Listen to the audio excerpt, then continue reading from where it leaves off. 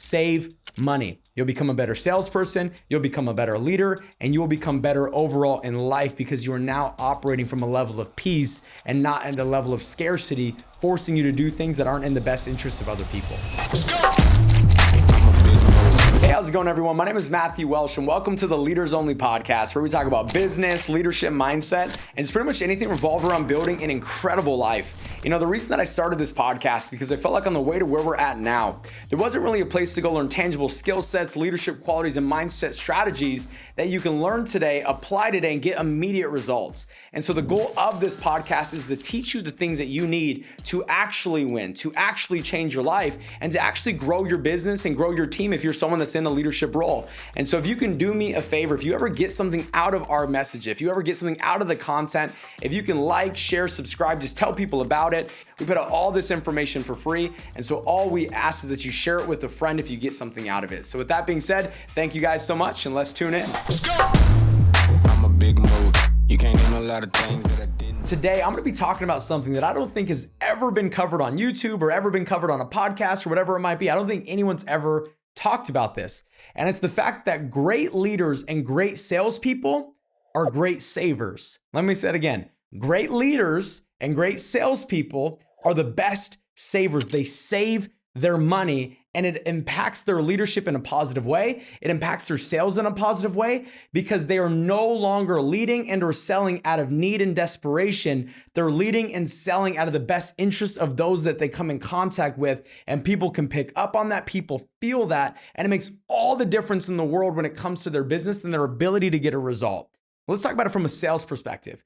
If I can smell desperation breath on you, meaning I can smell the fact that you need to make money, I can smell the fact that you need me as a client, I am going to pick up on your vibe. I'm going to pick up on your thoughts. I'm going to pick up on your intentions when it comes to trying to take care of me as a client. You can pick up on that. You know, have you ever met somebody and said, you know what, I don't know what it was. I just didn't like them. Or I don't know what it was. I just really liked them. It's because you're picking up on their thoughts. You know, every thought you think sends a vibration through your body, and that vibration sends you in a direction. So when you are thinking selfish thoughts versus selfless thoughts, they pick up on that vibration that you're putting off. You know, one of the beautiful parts about being a human is that we can pick up on the energy of other people. So when your energy is selfish, when it's about me, and my check and my pockets and my bank account, and not truly about serving people, they can pick up on that. What it also does, it affects your ability to ask the tough questions. You know, because I have money saved, if I sit down with a client, I can ask the tough questions because I'm not afraid to lose the client. People who don't have money saved, they don't ask the tough questions. They don't say the things they need to say.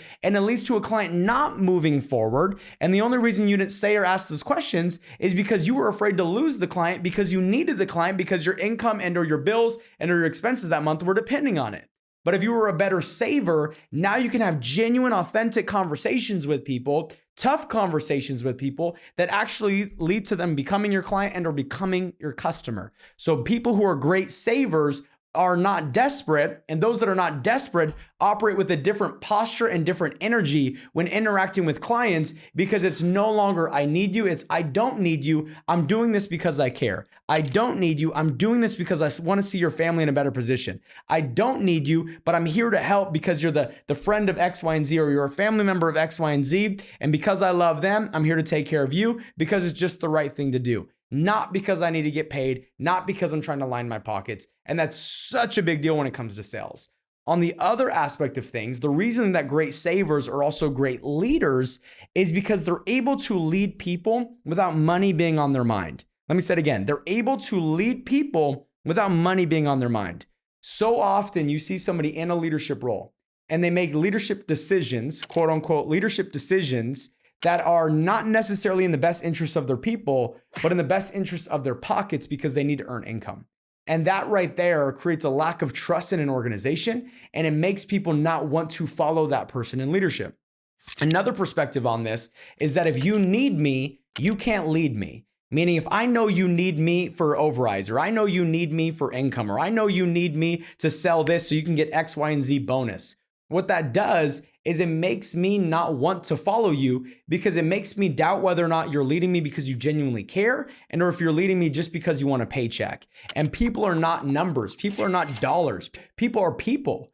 And so if you are not leading them because you genuinely care and because your heart's truly in a good place, then people will also pick up on that, A, but then B, it's gonna make people doubt you and trust your leadership, and it's gonna make them not wanna be in your environment, or it's gonna create a negative environment that nobody wants to be a part of. And so just realize that the better you become at savings, the better you are in leadership, because now you can make financial decisions that impacts you potentially even in a negative way, because it's in the best interest of your people, rather than making a decision that impacts you in a positive way financially because you need it, but then affects your people in a negative way. And if we can understand this, it will completely take us to another level. Because of where we're at now financially, when I lead people, I genuinely do not think twice. I don't think anything about money in any way. Even though, yes, is there profits that comes from the people that are a part of our business that distribute product? Absolutely.